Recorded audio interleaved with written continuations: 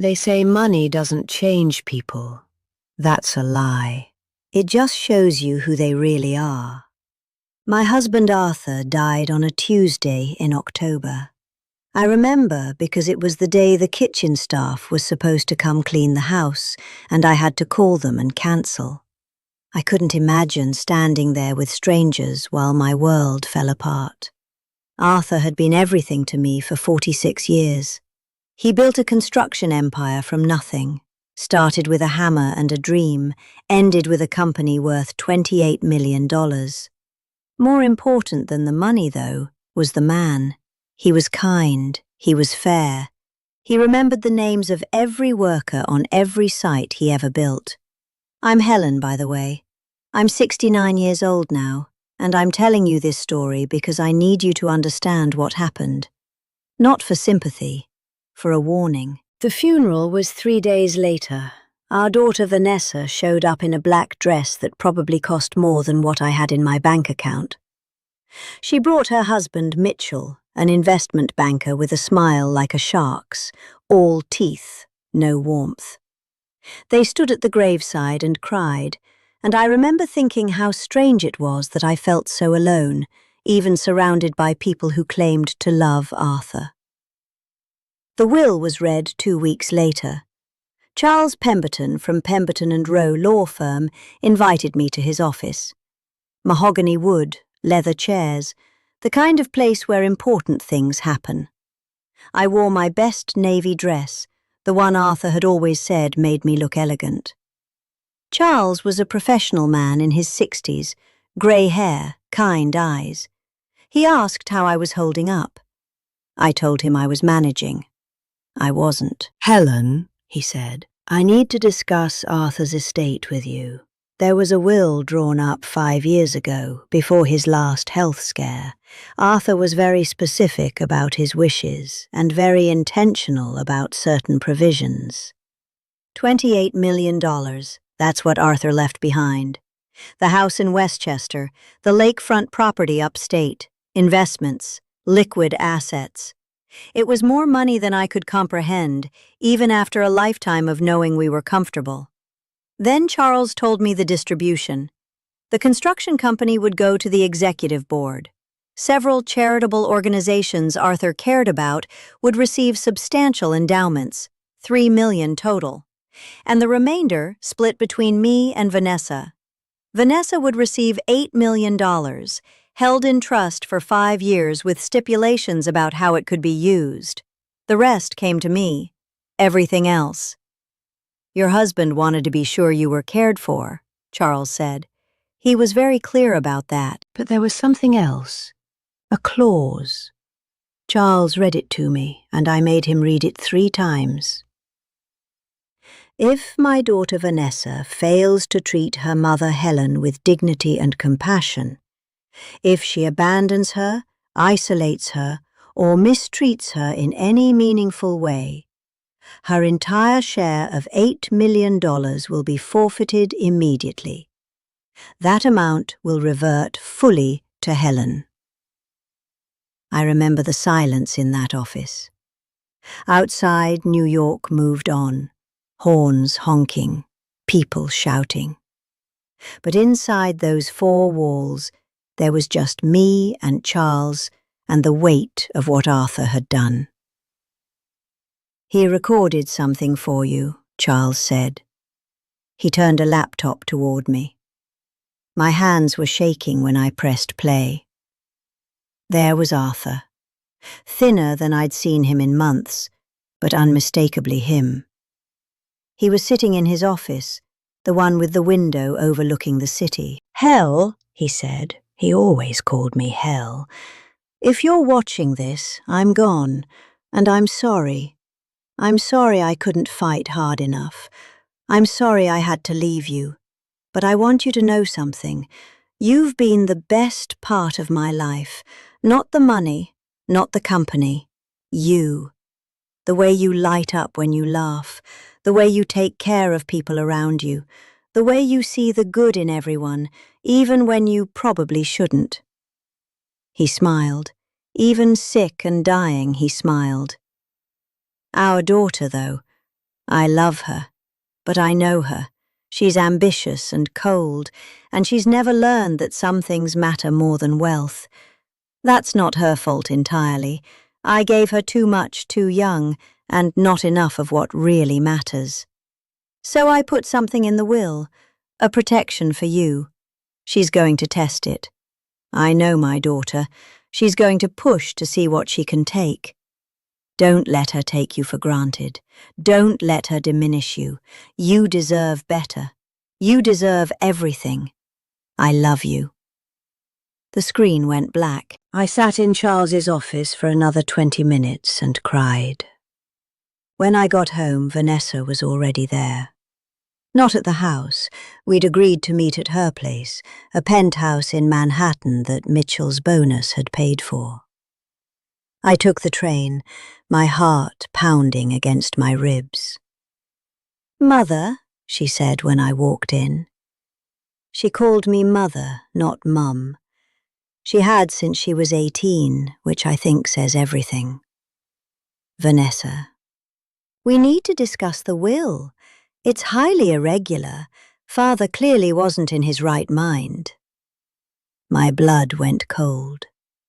"He was perfectly lucid when he made that will," I said. "Charles told me he was very specific about—" "Charles Pemberton is an old man with outdated notions about family," she snapped. "The will needs to be challenged. Mitchell has already spoken to a lawyer. Father's mental state in his final months was questionable. We can argue undue influence. We can argue—" "Vanessa, Arthur loved you. Everything he left you, he left because he loved you. He left me $8 million and held it in trust like I'm a child," she said, her voice sharp as glass. "He left you millions and loved ones, and he left me on a leash. That's not love, that's control. That's him punishing me for not being what he wanted." I tried to reach for her, but she pulled away. "We're done here, Mother. Mitchell will have his lawyer contact Charles Pemberton with the challenge. I suggest you prepare yourself." I never saw the legal papers. Vanessa and Mitchell sued to break the will on grounds of mental incapacity. They lost. Charles Pemberton's testimony was clear. Arthur's medical records supported his lucidity, and most importantly, Arthur had a video recording where he specifically addressed his condition and his reasons. The court upheld the original will. Vanessa lost, but she decided I would lose more. 3 weeks after the ruling, she showed up at the house.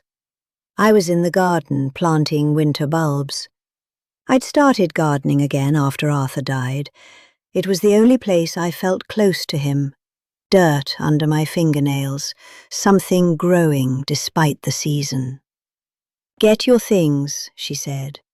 "You have until tomorrow morning. You're not welcome here anymore." I thought she was joking. She wasn't. "Vanessa, this is your father's— It's my house now. Or it will be. Mitchell is handling the transfer. You're trespassing. Pack a bag." I stood up. My knees cracked. 46 years of marriage and a lifetime of building a life with Arthur, and my daughter was telling me to get out. "I won't fight you on the house," I said. "But Arthur wanted you to take care of me. He wrote—" "He wrote what? That if I'm mean to you, I lose my money?" She laughed. It was the cruelest sound I'd ever heard. "I didn't lose anything. I lost a court battle, and you got lucky. But this house is mine. The money is being transferred to accounts you have no access to. And you're leaving, tomorrow, with whatever you can carry." I packed one bag. Clothes, my wedding album, Arthur's watch, the photographs from the garden. When I left the next morning, Vanessa gave me $300. $300 and a piece of paper with an address. An extended stay motel on the outskirts of New Jersey the kind of place where people land when they have nowhere else to go. Room 247. The manager, a woman named Rosa, looked at me with such pity that I wanted to disappear. The room had a bed, a sink, and a window that faced the parking lot. I sat on that bed and tried to understand how I had become homeless in the span of 2 weeks. I didn't call anyone. I was too ashamed. My friends, what was I supposed to tell them? That my daughter had thrown me out? That I was living in a motel on $300? It was easier to isolate myself, to pretend this wasn't happening. 3 weeks went by. Rosa started bringing me coffee in the morning. A young man who worked nights helped me move things from storage.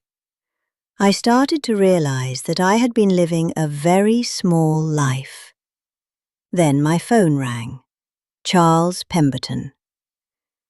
"Helen," he said, "we have a situation. I received evidence that documents submitted as evidence of your husband's will were forged. Not your husband's will, Vanessa's version. She submitted falsified medical records to support her claim of incapacity, and our forensic team discovered it." My heart stopped. "Charles, what are you saying?" "I'm saying your daughter committed fraud. I'm saying that the will your husband made is absolutely legitimate, and the version she submitted was a fabrication. I'm saying the police need to talk to you." 3 days later, detectives came to the motel.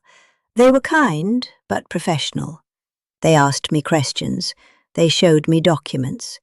They explained that Vanessa had attempted to introduce false evidence during the legal proceedings. Documents that made it appear Arthur was mentally declining in ways he wasn't. The forgery had been sloppy, ultimately. A handwriting expert caught it. A medical examiner noticed inconsistencies in the records she'd submitted. "We're preparing charges," one detective told me. "Fraud, forgery, elder abuse. This is serious." I nodded, but I felt nothing. I didn't want Vanessa in prison. I wanted her to want to know me. Those aren't compatible desires. 2 weeks later, Vanessa was arrested at a charity gala she was hosting. The irony wasn't lost on anyone.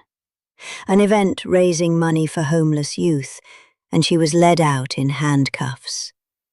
The photos were everywhere. The news cycle loved it. Wealthy banker's wife, fraud, family betrayal, elder abuse. Mitchell's firm fired him quietly. They don't like scandal. The real will was restored, legally and completely. Everything came back to me. The house, the accounts, Arthur's legacy, finally, exactly as he'd intended. But Vanessa's $8 million was different now. It wasn't held in trust anymore. It was forfeited. It was mine, per the clause. Entirely mine. I've thought about this every day since. That clause, Arthur's final gift, his final insurance policy on our love. I donated her $8 million to establish the Helen and Arthur Bennett Foundation for Elder Protection. It funds legal services for seniors facing abuse, provides emergency housing, pays for forensic document experts to help prove fraud and forgery in elder abuse cases.